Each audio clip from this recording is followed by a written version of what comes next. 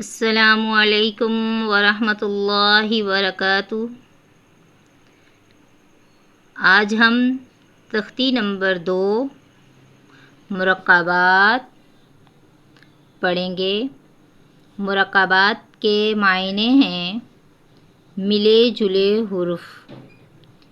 ملے جلے حروفوں کو مرکبات کہا جاتا ہے، اور سب سے پہلے ہم دیکھیں گے یہ جو الف ہے، الف کی کتنی اشکال ہوتی ہیں۔ الف اس قسم کی اشکال میں قرآن پاک میں جگہ بہ جگہ آپ کو نظر آ رہا ہوتا ہے، لیکن یہ الف ہی ہوتا ہے۔ اب ہم اس کو حروف سے ملا کے پڑھنے کا طریقہ دیکھتے ہیں۔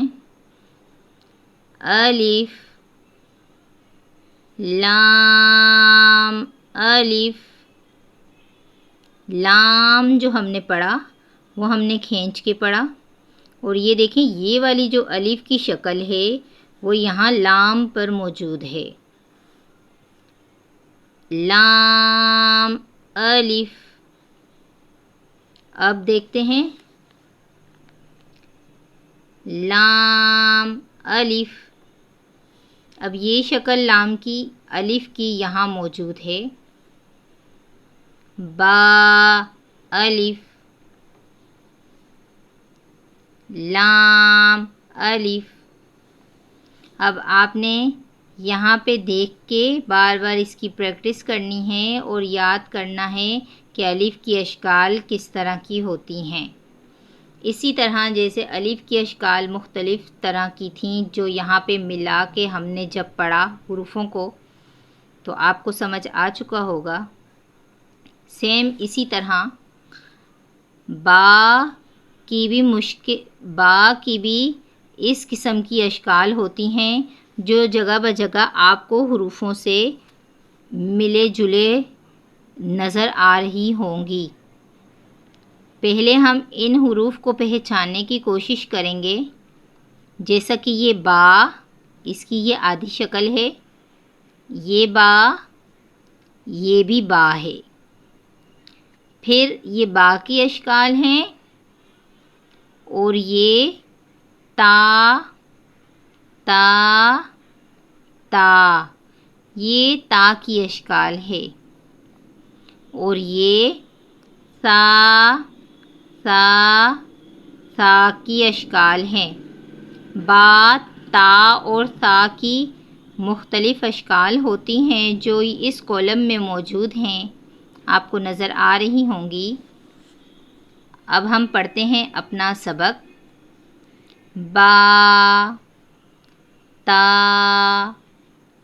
سا، با الف، با میم، با جیم، با یا، نون با لام، تا الف، یا تا لام، با کاف تا، تا، تا تا، با تا، سا الف، سا یا، یا سا لام، با سا نون۔ اب آپ نے یہ پورے سبق میں ان اشکال کو لکھا ہوا دیکھا ہے۔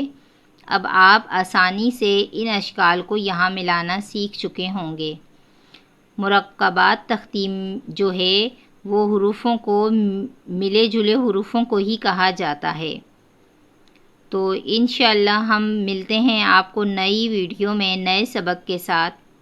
آپ کو اگر کسی بھی قسم کا کوئی سوال ہو تجوید کے حوالے سے تو آپ کمنٹ باکس میں مجھے بتا سکتے ہیں۔